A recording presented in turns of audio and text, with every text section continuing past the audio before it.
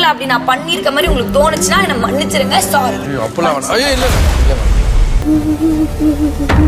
நேற்று மாரல் கிளாஸுங்கிற பேரில் என்ன வச்சு பர்சனலாக செஞ்சேல, இன்னைக்கு எனக்கு சீக்ரெட் டாஸ்க்கு பேரில் ஒன்றை வச்சு செய்ய போகிறேன் அப்படின்ட்டு தீபக்கு ஜாக்லினை வச்சு செய்கிறாங்க. அதனால ஜாக்லின் தீபக் காலில் விழுந்து கதறி அழுகிறாங்க.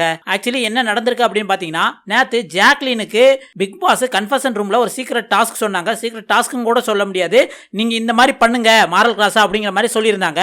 அது என்ன அப்படின்னா, ஒவ்வொரு ஸ்டூடெண்ட்ஸாக கூப்பிட்டு அவங்களோட மாரல் என்ன அதை நீங்கள் நெறிமுறைப்படுத்தணும் அப்படிங்கிற மாதிரி சொல்லியிருப்பாங்க. அதனால ஜாக்லின் மாரல் கிராஸ்ங்கிற பேர்ல ஒவ்வொருத்தங்களையும் வந்து கொஞ்சம் பர்சனலாவே அட்டாக் பண்ணாங்க அப்படிங்கிற மாதிரி தான் நம்மளுக்கு தோணுச்சு. ஆனா என்ன, இது பிக் பாஸ் சொல்லி தானே நடக்குது அப்படின்னு தான் நம்மளுக்கு தோணும். ஆனா நேற்று 1 hour ஷோல கூட வந்து ஜாக்லினுக்கு கன்ஃபெஷன் ரூம்ல கூப்பிட்டு சொன்னதை வந்து போடல. இதனால நிறைய பேர் வந்து ஜாக்லின் வந்து பர்சனலா அட்டாக் பண்றாங்க, வன்மத்தை வந்து கக்குறாங்க அப்படின்னு தோணிருக்கலாம். அதை இன்னைக்கு வந்து தீபக் மனசுக்குள்ள வச்சு அதுக்கு வந்து இன்னைக்கு பழி வாங்குற விதமா தீபக் ஒரு சீக்ரெட் டாஸ்க் கொடுத்துருக்காங்களே, எப்படியாவது மேனேஜ்மெண்ட்ல உள்ள ஸ்டாஃப்ஸை வந்து வச்சு செய்யுங்க அப்படிங்கிற மாதிரி ஒரு டாஸ்க் கொடுத்துருக்காங்களே.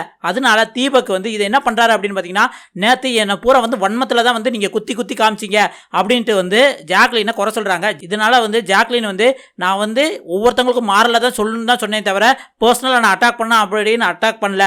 அப்படி நான் உங்களை வந்து குத்தி தான் பேசி உங்களுக்கு ஹர்ட் ஆயிடுச்சுன்னா என்னை மன்னிச்சிருங்க அப்படின்ட்டு தீபக்கோட காலிலே விழுந்து மன்னிப்பு கேட்டு அப்படியே பாத்ரூம் போய் மைக்கு தூக்கி கடாசி தள்ளி பயங்கரமா உள்ளுக்கு ஏங்கி ஏங்கி அழுகுறாங்க. இதை பார்த்தா பிக் பாஸ் வந்து சீக்ரெட் டாஸ்க் கொடுத்தது என்னமோ உண்மைதான். ஆனா அதை வச்சுக்கிட்டு இங்க கண்டஸ்டன்ஸ் பர்சனலாவே பயங்கரமா அட்டாக் பண்ணிக்கிறாங்க அப்படின்னு தான் தோணுது.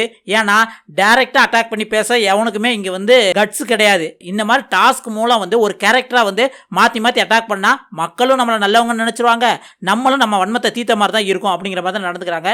இதை பத்தி உங்களுக்கு என்ன தோணுது அப்படிங்கிறத மறக்காம கமெண்ட்ல சொல்லுங்க.